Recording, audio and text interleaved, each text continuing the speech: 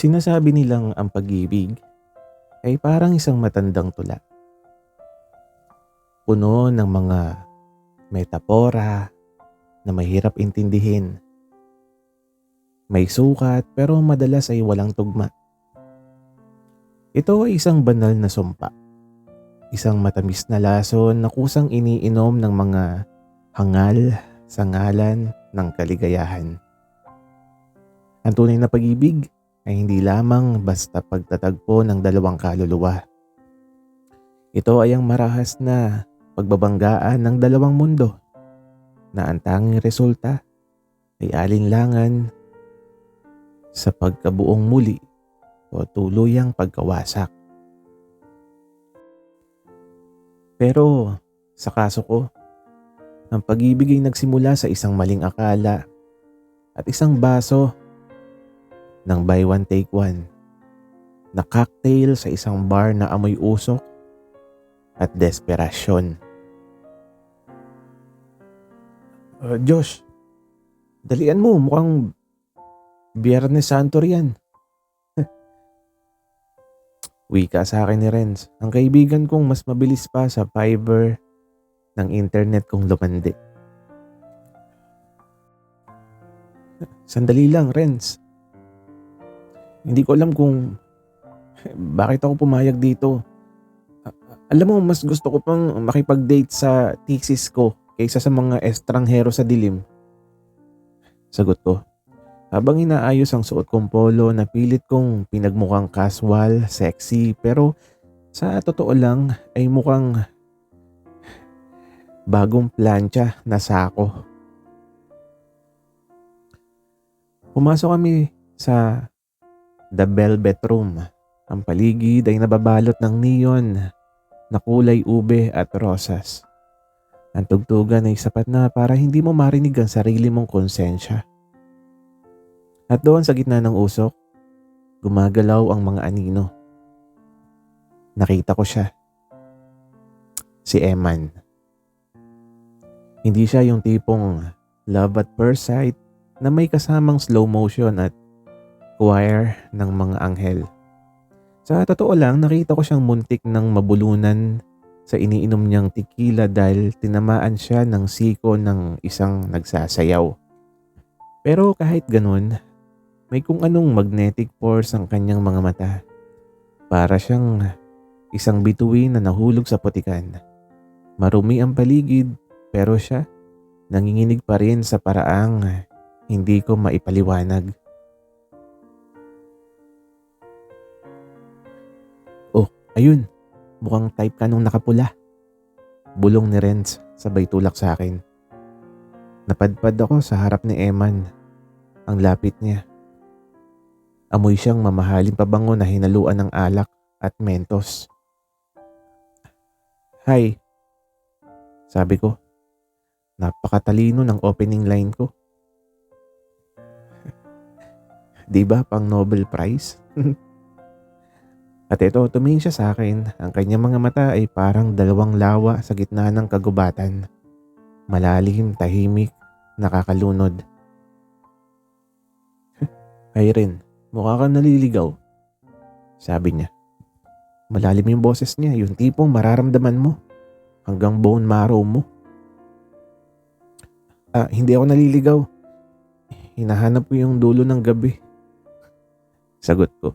Pilit na binabalik yung talinhaga sa usapan kahit ang totoo gusto ko nang mag-order ng fries.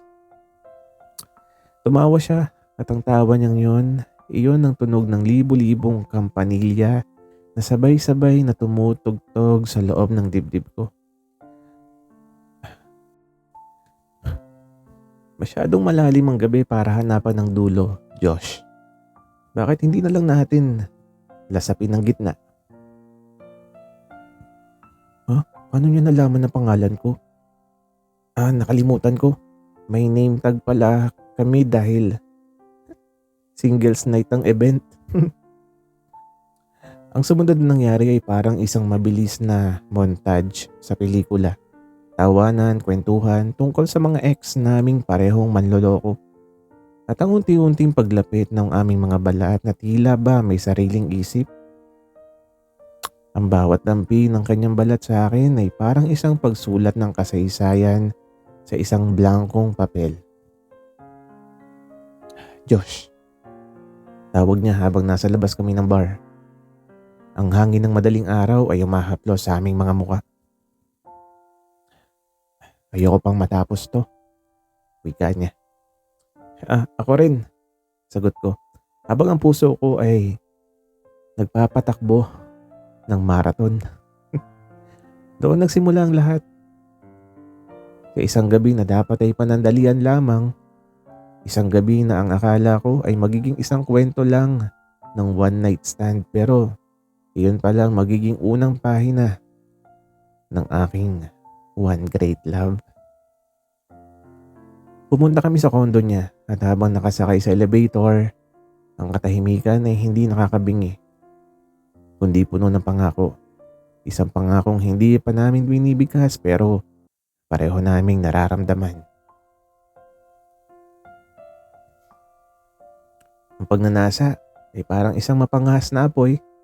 Sa simula ay nagbibigay ng init, ngunit kapag hindi mo nabaon sa tamang semento, maaari nitong tupukin maging ang iyong pagkatao. Ang gabing yon sa kondo ni Eman ay hindi lamang pagtatalik. Ito ay isang ritual ng pagkilala. Sa bawat haplos, tila binabasa namin ang mga pilat ng isa't isa na hindi nakikita ng mata. Ngunit gaya ng lahat ng apoy, darating ang oras na ang uling ay magiging abo at ang abo ay malamig. Nagising ako sa sinag ng araw na pilit sumisilip sa pagitan ng mga kortinang kulay abo. Masakit ang ulo ko, parang may mga duwending nagpupukpok ng martilyo sa loob ng bungo ko. Pero mas masakit ang katotohanang dahan-dahang bumabalik sa alaala ko. Nasa kama ako ng isang lalaking kagabi ko lang nakilala. Lumingon ako sa tabi ko. Wala na si Eman. Ang tanging naiwan ay ang gusot na kumot at ang amoy ng kanyang pabango na kumapit yata sa balat ko. Great, Josh. Ang galing mo talaga. Mula sa one great love na pangarap naging one night stand na statistic. Bulong ko sa sarili ko habang pilit na hinahanap ang brief ko sa ilalim ng kama. Gising ka na pala? Halos mapatalon ako sa gulat. Nakatayo si Eman sa pintuan ng kwarto. Wala siyang damit pang itaas. Tanging jogging pants lang at may hawak siyang 2 mug ng kape. Ang buhok niya ay magulo, yung tipong bed hair na sa pelikula lang maganda tingnan pero sa kanya mukha siyang obra maestra ng kaguluhan. Oo, pasensya na. Aalis na rin ako. Alam mo na, baka may appointment ako sa pagpapakain ng aso ng kapitbahay ko. Palusot ko habang mabilis na sinusuot yung polo ko. Tumawa siya ng mahina.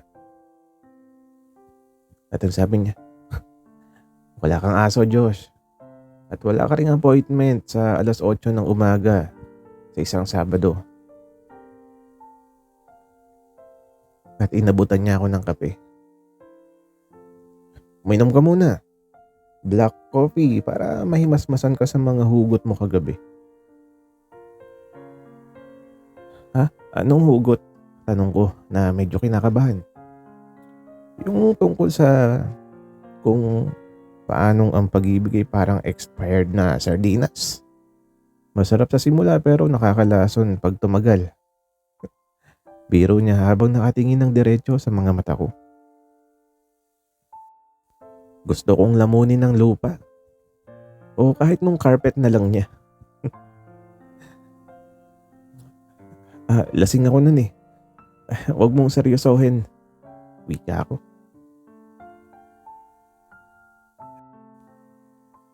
Pero Seryoso ako kagabi, Josh. Biglang seryoso yung boses niya at lumapit siya sa akin.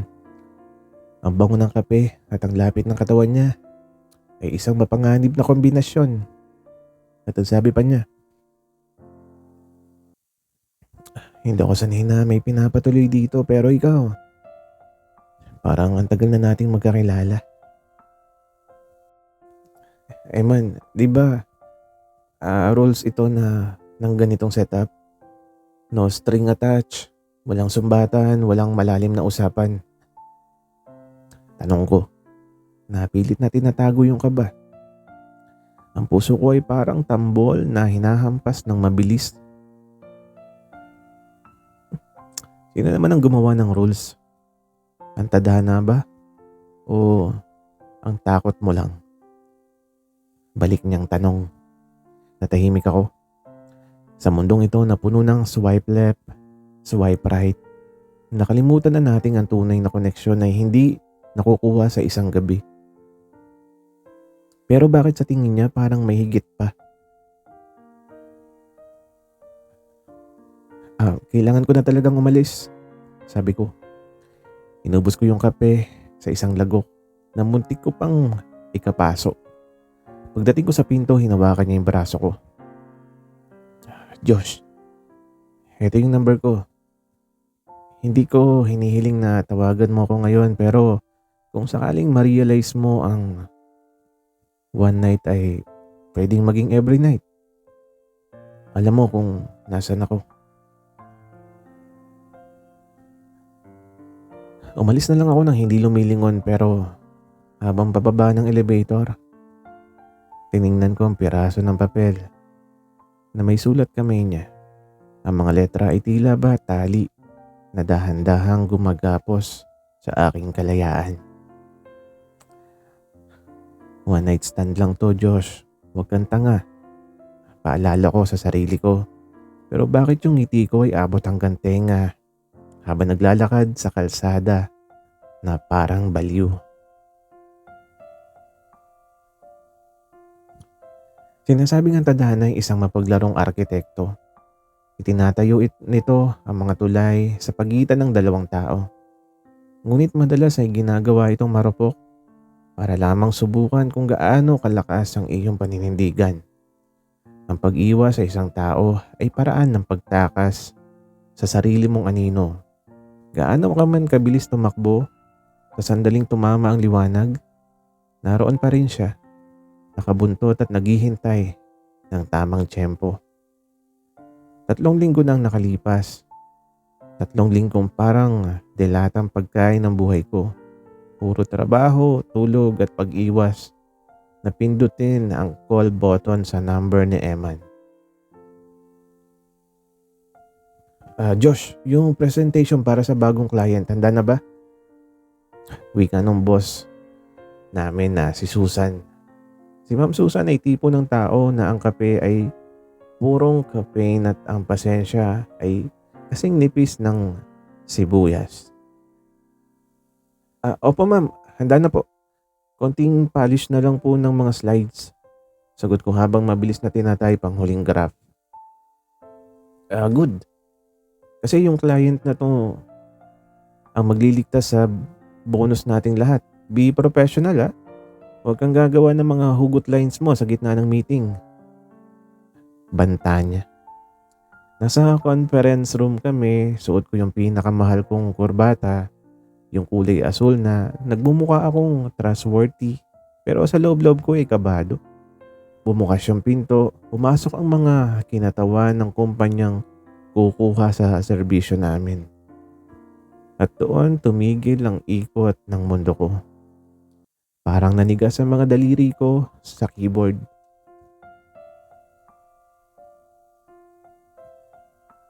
Good morning everyone. I am Eman Rivera, the creative director of this project. Pakilala ng lalaking pumasok. Nakasuit siya ngayon, bagay na bagay sa kanya. Mas mukha siyang seryoso, mas mukhang mapanganib. Nang magtama ang aming mga mata, nakita ko ang isang mabilis na pagkurap ng gulat. na agad napalitan ng isang mapang-asar ng ngiti. Josh, ikaw ba ang magpe-present? Tanong ni Ma'am Susan. Napansin na nakatulala ako na parang nakakita ng multo. Opo. Hello Sir Eman. Nice to see you again. Sabi ko. Idiniin ko yung salitang si na parang may lihim na code. The pleasure is all mine, Josh. Sagot niya. Naupo siya sa tapat ko mismo. Sana kasing init ng huling pagtatagpo natin ng presentation mo ngayon. Wika pa niya. Muntik nang maibugan ni Ma'am Susan yung kape niya. Sabi ni Ma'am Susan, pardon? I mean yung passion. Bawi ni Eman sabay kindat sa akin na ako lang ang nakakakita. Gusto ko ng creative at mapangas na idea. Wika pa niya. Sa loob ng isang oras, ang presentation ay naging isang tunggalian ng titigan at bawat salitang lumalabas sa bibig ko ay tila sinusuri niya. Hindi ang content kundi ang labi ko. Bawat tanong niya ay may double meaning na ako lang ang nakakaintindi. So Josh, paano natin masisiguro na ang partnership na to ay hindi lang pang isang gabi? Paano natin ito gagawin na long term? Tanong niya habang nilalaro ang ballpen sa pagitan ng kanyang mga daliri. Well sir, naniniwala po kami na ang bawat matagumpay na relasyon, mapa-business man o personal ay nagsisimula sa consistency at tiwala. Hindi po sapat ang spark. Kailangan ng commitment. Sagot ko na pilit pinapanatili yung professionalismo kahit gusto ko na siyang batuhin ng stapler sa sobrang kagwapuhan at kayabangan. Matapos ang meeting, nag-aalisan na ang lahat. Nagkunwari ako nagliligpit ng gamit para mahuli sa paglabas at lumapit siya sa akin. Natambulong ko sa kanya. Sinasadya mo ba to? Ang alin? Ang pagiging successful sa karir ko o ang muling pagkikita na sa the one that got away for 3 weeks? Pang-aasar niya. Man, trabaho to. Huwag mong haluan ng... Alam mo na. Wika ako naman. Anong alam ko na? Yung gabing hindi mo ko tinawagan? Wika niya tapos hinawakan niya ang kamay ko na nakapatong sa mesa. Ang init ng palad niya ay parang isang kuryente bumabalot sa buong pagkatao ko. Dinner mamaya 7 p.m. Hindi to business meeting, Josh. Isang pakiusap lang ng isang taong hindi ka makakalimutan. Paano kung ayoko? Matapang kong hamon.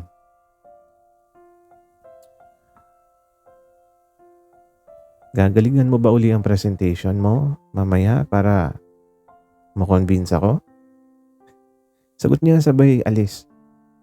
Iniwan niya ako nakatayo doon na tila ba isang estatwa na hindi alam kung susulong o aatras. Ang pag-ibig ay parang isang marangyang piging sa gitna ng isang bagyo. Naghahangad ka ng masasarap na putahe habang ang paligid mo ay nilalamon na ng baha.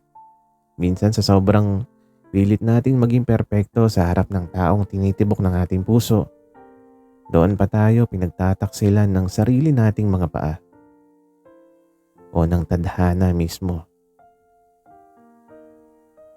Alas 7 ng gabi, isang Italian restaurant, amoy bawang, basil, at ang matinding kaba sa dibdib ko. Dumating si Emma na nakasuot ng simpleng puting t-shirt at maong. Pero dinala niya to na parang nasa gitna ng isang fashion shoot. Samantalang ako, nagsuot ako ng polo na masyadong masikip sa kilikili kaya Hirap akong itaas ang kamay ko para mag-order.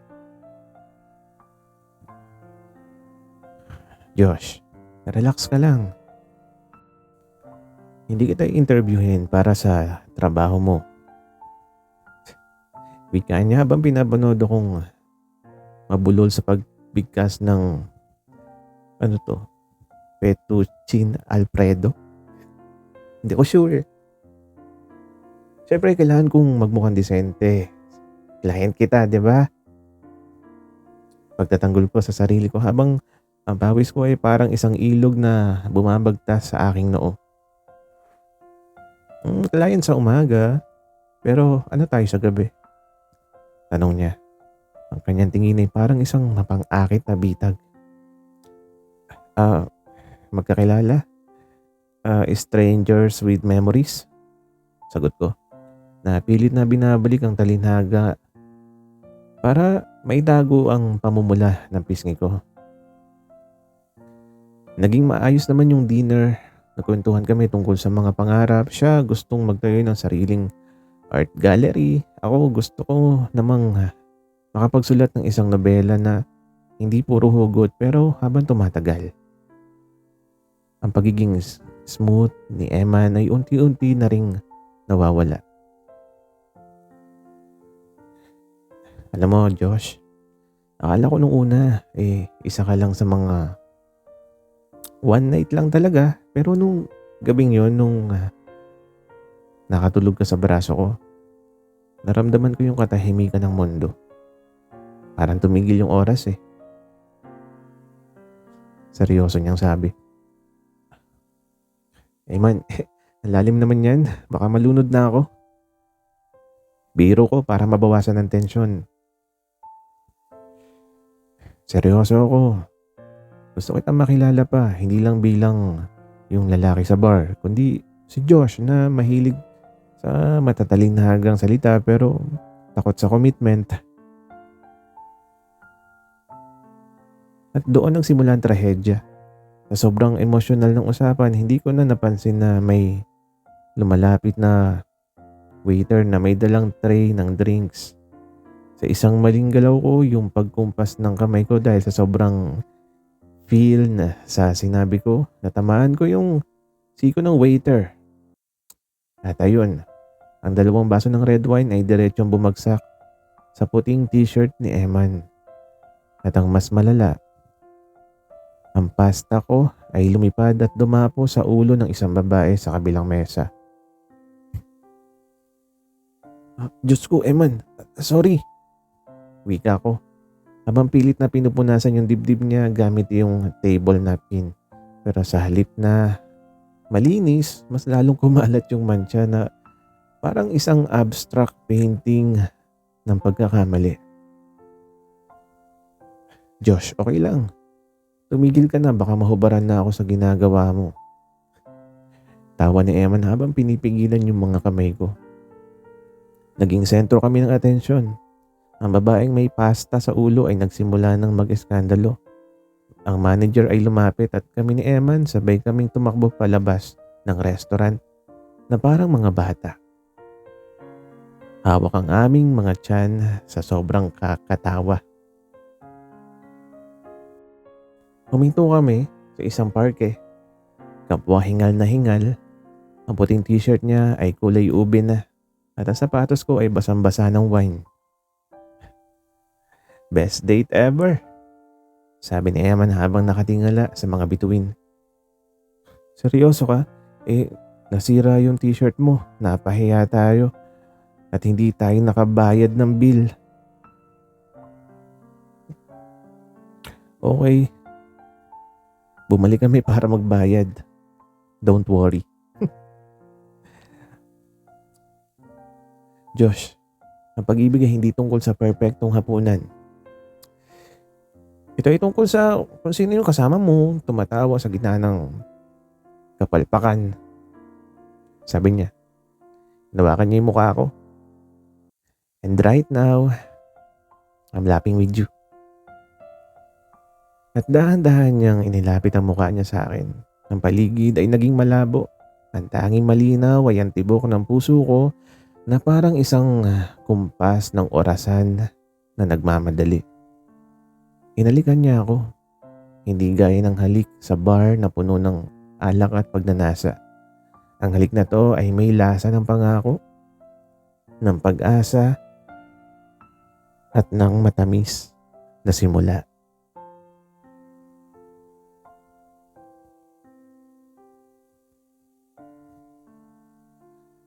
Ang tiwala ay parang isang mamahaling florera. Matagal bago mo ito mabuong muli. Ngunit sa isang pagkakamali lamang ay maaari itong magkapira-piraso. Sinasabi nilang sa pag-ibig, kailangang ibigay ang lahat. Pero paano kung ang lahat na iyon ay may kasamang mga aninong pilit nating binabaon sa limot? Ang bawat one great love ay laging sinusubok ng apoy. Hindi upang tayo ay tupukin, kundi upang malaman kung anong ginto ang matitira sa gitna ng abo.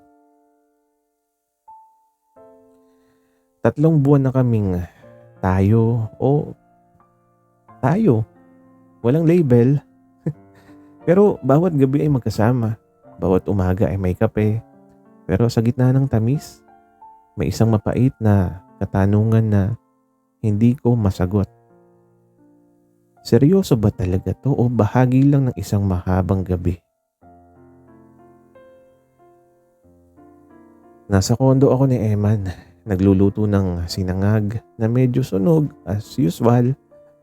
At masaya kami na nagtatawanan tungkol sa boss kong si Ma'am Susan na tumakailan lang ay nalamang may crush pala sa delivery boy ng opisina.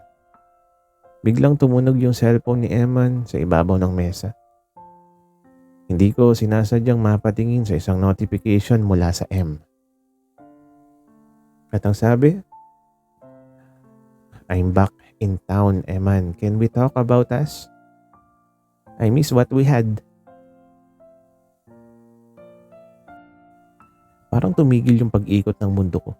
Ang puso ko kanina lang ay parang isang masayang ibon. Ngayon ay tila binuhusan ng nagyayelong tubig. Josh, okay ka lang? Nasusunog na yung bawang. Una ni Eman habang papalapit sa akin. Sino si M? Diretsahang tanong. Wala nang paligoy-ligoy. Ang matatalinagang salita ko ay napalitan ng matatalim na tingin. Napatitig si Eman sa phone niya. Nakita ko yung pagdaan ng kaba sa kanyang muka. Si Mark, my ex. Yung kinakwento ko sa'yo yung nang iwan sa akin para sa ibang bansa.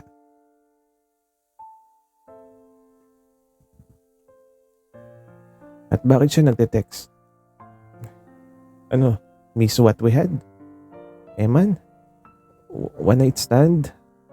One night stand lang ba ako na naging long-term rebound? Ang boses ko'y nanginginig. Ang insecurity ko na tinatago sa ilalim ng mga tula ay biglang sumabog. Josh, hindi ganyan yun. Hindi ko kontrolado yung ite-text niya. Paliwanag niya. Pilit akong hinahawakan pero umiwas ako. Ang kontrolado mo ay yung isasagot mo. O yung katotohanan hanggang ngayon. Nakatago pa rin yung mga litrato niyo sa drawer mo. Akala mo ba hindi ko nakita? Wika ako. Ang away na to ay hindi lang tungkol sa text. Tungkol ito sa takot ko na baka sa dulo ng lahat, isa lang akong pansamantalang pahingahan bago siya bumalik sa tunay niyang tahanan.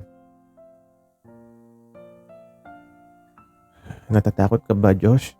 O sadyang ayaw mong maniwala na mahal kita? Seryosong tanong ni Eman. Ang kanyang mga mata, na dati ay puno ng tawa, ngayon ay puno ng pighati. Ang mahal, pinapanindigan, hindi yung parang laging may exit plan. Wika ako. Kinuha ko yung bag ko. Sa bawat hakbang ko palabas ng pinto, Bawat baitang ng hagdan ay tila ba dinudurog yung puso ko. Ang ulan sa labas ay nakisama pa. Isang cliche na eksena para sa isang lalaking ang tanging baon ay sugat at talinhaga. Umuwi ako sa bahay na punong-puno ng katahimikan at doon ko na-realize ang pag-ibig ay hindi lang pala puro tawa sa gitna ng disaster. Ito ay ang lakas ng loob na manatili kahit ang tadhana mismo ang nagsasabing bitaw na. Hindi ako tumawag, hindi siya nag-text. Ang aming great love ay tila naging isang malamig na estatwa sa gitna ng ulan. Ang pag-ibig ay hindi isang destinasyon na nararating. Ito ay isang paglalakbay na walang katapusan. Puno ng mga baku-bakong kalsada at maling liko. Minsan kailangan nating mawala upang mahanap ang ating sarili sa mga mata ng ibang tao. At sa huli, ang pinakamahirap na gawin ay hindi ang magmahal, kundi ang magtiwala na ang pag-ibig na yon ay sapat na para manatili. Isang linggong parang siramplaka ang utak ko. Pabalik-balik sa mukha ni Eman, sa text ni Mark, at sa huling tingin niya sa akin. Ang bawat sulat ko ay puro bura. Ang bawat tula ko ay walang tugma. Nasa tapat ako ng laptop ko. Pilit na tinatapos yung report para sa project namin ni Eman. Trabaho lang, Josh. Professional ka, di ba? Bulong ko sa sarili ko habang ang luha ko ay parang mga rebelding ayaw sumunod sa utos na huwag pumatak. Biglang may kumatok sa pinto ng apartment ko. 11:00 ng gabi. Sino ang bibisita sa ganitong oras? Si Renz ba na may dalang balita tungkol sa bagong bar?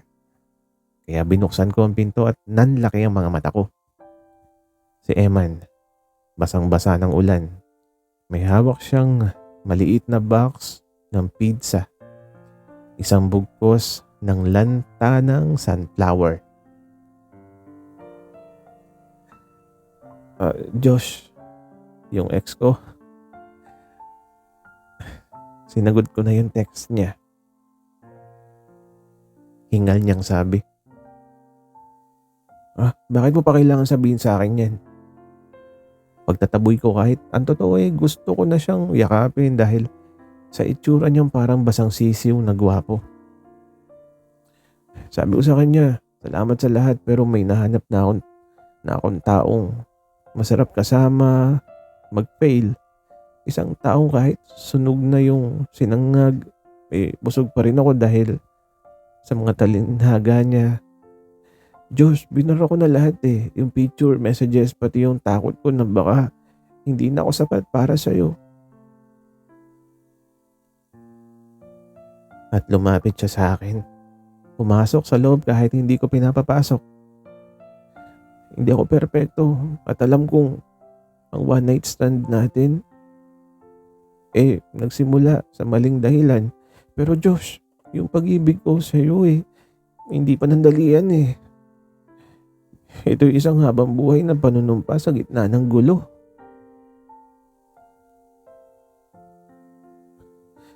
At ito, natatawa ako sa gitna ng iyak. Ang pangit ng sunflower mo, Eman, lanta na. Parang puso ko nung 1 linggo na wala ka. Lanta rin. Banat niya sabay ngiti. Yung ngiting nagpapatunaw sa lahat ng galit ko. Hindi ko na napigilan. Niyakap ko siya ng mahigpit. Amoy ulan siya, amoy kalsada, pero higit sa lahat, amoy tahanan. Huwag mo na uling gagawin yun. Kasi sa susunod na tula ko, tungkol na sa pagpatay sa ex mo. Wika ko. Tumawa kami pareho. Sa gabing yun, hindi kami natulog dahil sa pagnanasa, kundi dahil sa pag-uusap. Pinag-usapan namin lahat. Ang takot, ang pangarap, at ang plano naming mag-ampon ng aso para hindi na ako nagsisinungaling sa susunod. Sabi nila ang one great love ay darating lang minsan sa buhay ng isang tao. Swerte mo kung mahanap mo to sa simbahan, sa paaralan o sa trabaho. Pero ako, nahanap ko ang akin sa isang maingay na bar sa gitna ng maling desisyon at tamang pagkakataon. Isang taon ang lumipas mula nung gabing yun. Nakatayo ako ngayon sa balkonahe ng bago naming tinitirahan. Tanaw ko ang ilaw ng lungsod na parang mga alitap-tap na nakulong sa semento. Sa loob, naririnig ko yung pag-aaway ni na Eman at ng aso naming simento. Oo, pinangalan namin sa candy na amoy niya nung una kaming magkita, yung Mentos. Kaya pangalan ng aso namin, Mento. Josh, nasan yung paborito kong medyas, yung may butas? Wika ni Emma sa kwarto. Napangiti ako. Ang pag-ibig pala ay hindi laging parang tula na may malalim na salita.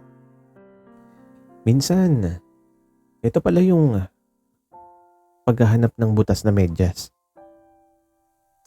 Ito yung pagtanggap sa kapintasan ng isa't isa. Ang aming kwento ay nagsimula bilang one night stand. Isang gabi na akala ko matatapos sa pag-iwan ng numero sa tissue paper. Pero sa dulo, napatunayan naming ang isang gabi ay sapat na upang maging mitya ng isang apoy na hindi kailanman mamamatay. Dahil sa bawat gabi na dumarating, alam kong hindi na ako mag-iisa sa dilim. May kasama na akong bumubuo ng mga talinhaga sa hirap o sa ginawa hanggang sa susunod na umaga at sa lahat ng umagang susunod pa. Sana'y nagustuhan nyo ang aming kwento. Maraming salamat sa inyong pakikinig.